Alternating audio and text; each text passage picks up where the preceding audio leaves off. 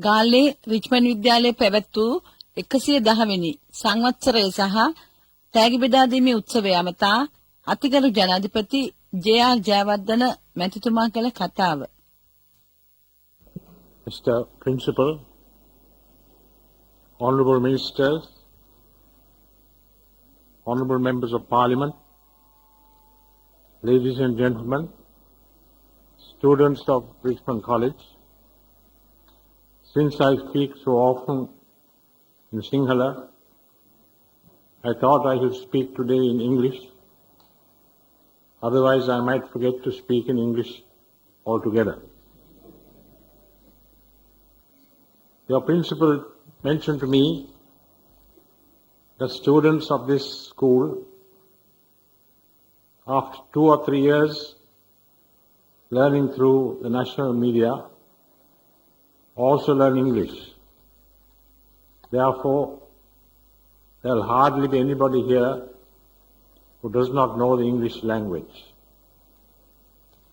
I am one who does not believe in any particular language, for all languages help you to widen your knowledge, to understand human beings, and to think of the world as one.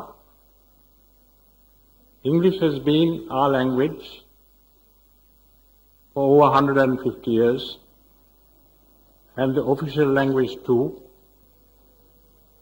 And next to Sinhala and Tamil, it is the language most widely known, not only in Sri Lanka but throughout the world.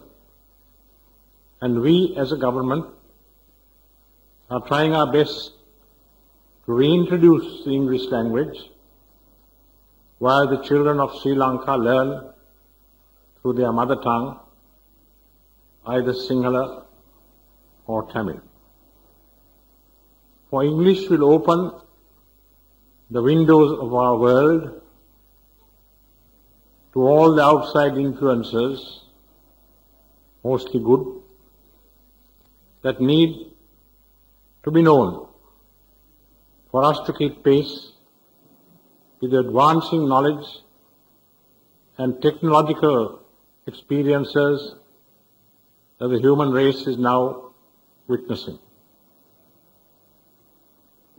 I also noted to your principal that I have been to schools throughout the island, north and south, east and west, big and small, but I have not been since today to Richmond College.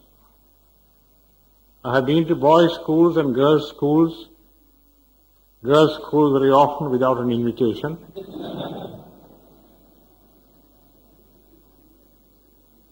Those are the most pleasant visits.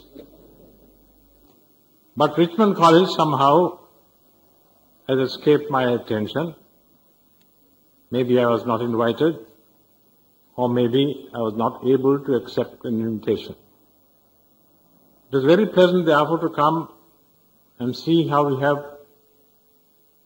built your halls and hostels, classrooms and principal's bungalow, nestling in this very beautiful hill, Richmond Hill.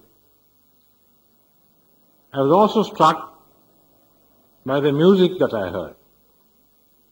The singing in English and Sinhalese, the piano playing, the singing of the songs and the anthems. They were rendered so faithfully, note perfect, and so gently, without a jarring note and without too much of noise, so that the ear could take in all the beauty of the music.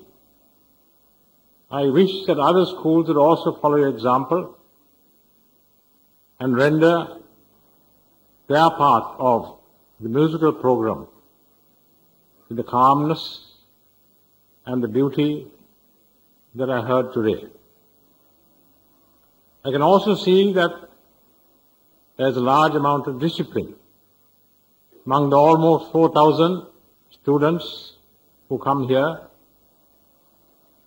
and the effect of that discipline on your achievements in sport, the cricket field, and other fields such as badminton and tennis and football, you seem to be progressing. I was also struck by the number of old boys who achieved success in life, in the political field. They have even entered my cabinet. They are members of the government party and the opposition. Very distinguished men. Those who have made a contribution to the political life and progress of this country, even becoming prime ministers, ministers of state, heads and presidents of the parliament, and also in other spheres of activity. Educationists you seem to have galore.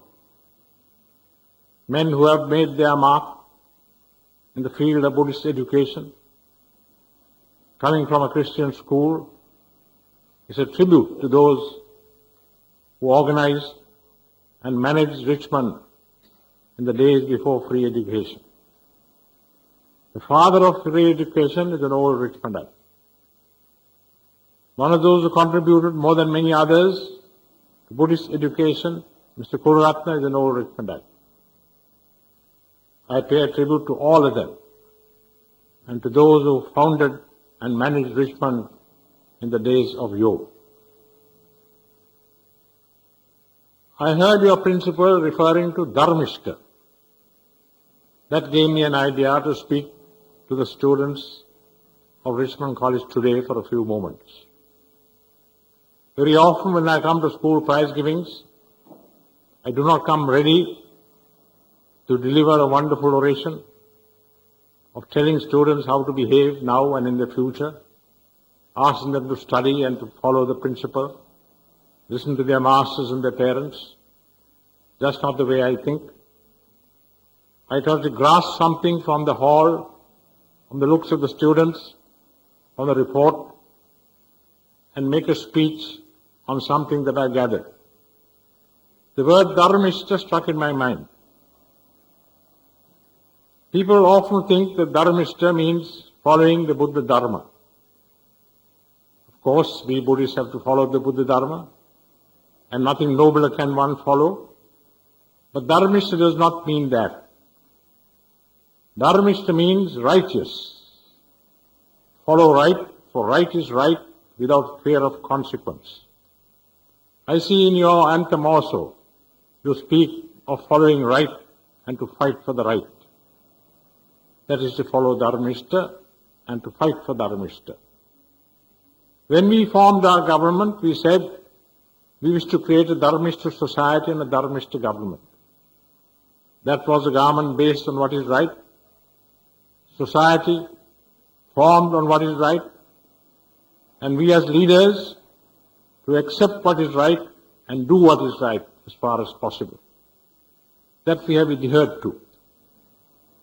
Some may say your government in the north and the east is using violence and the armed services are killing people, some of them innocent people.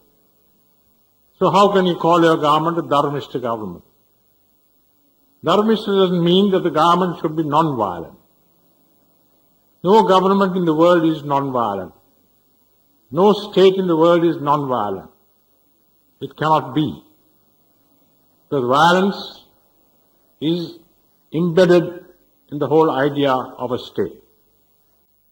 Those who have read Marxism know that Karl Marx thought that the violence in the state could only be eradicated by the creation of a communist state, communist environment, where there is no state, because the state means violence, not necessarily the violence of the army, but the violence of the police, where you have the police to maintain law and order, where you arrest criminals and lock them up, where you try them and sentence them to jail and to death.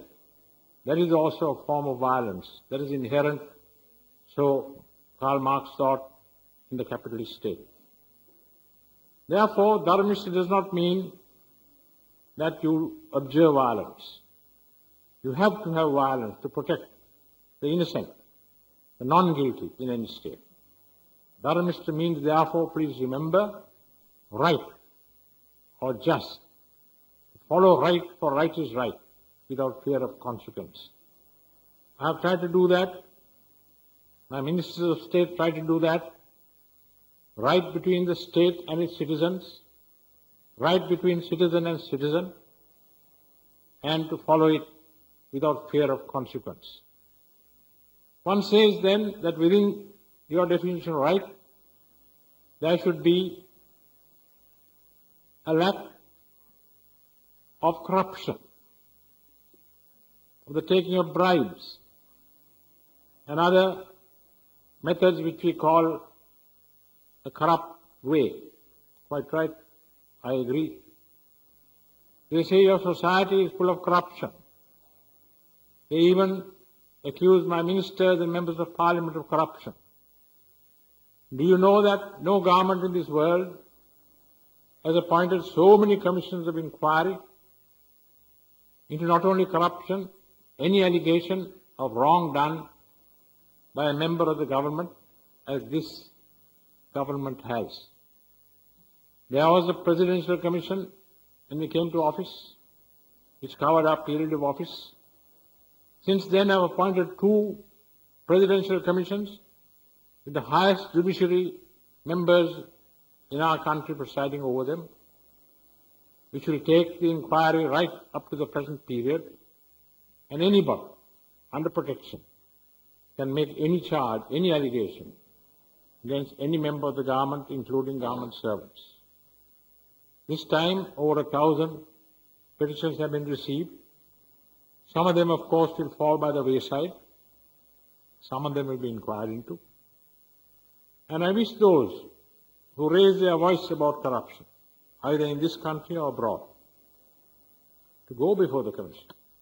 And if they find that any member of my government has been guilty of what I think is wrong, the consequences that flow will be adhered to.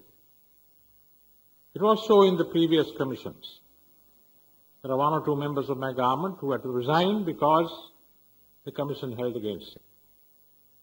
Whenever any allegation is made against a member of my party, whether he is a member of the government or not, that's inquired into by the working committee or a committee of the working committee.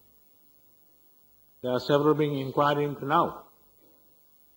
We do not wish to hide anything. We do not wish to protect anybody, because the government must have clean hands if it is to function properly, if it is to be accepted by the people in a free and democratic society as is ours. So I'm trying my best to be a just ruler, to be a just government, to be a just parliamentary party, because there may be some who fall by the wayside, who may not be able to adhere fully to the high standards that we expect of them. We do not weigh everybody before selecting them as candidates as they would be weighed in the heaven above. They are human beings, and so are they. We choose men, firstly, who can win the seat, secondly, who are loyal to the party, thirdly, as far as we know, are not guilty of any act of corruption. So I'm addressing mostly the students of this school, 4,000 of them, their parents. When you enter the life that you are planning to enter, studying to enter, to earn your living, you are entering a competitive world where men and women will battle with you for the good things of life. They will not recognize your ability or your honesty. They will try to overcome you by various means. In my 40 years in public life, I know of so many such experiences, but I have survived. And those who are just can survive. One bit of advice is where you cannot outwit your opponent, you must outlive him as I have done. That, of course, is not possible for everybody.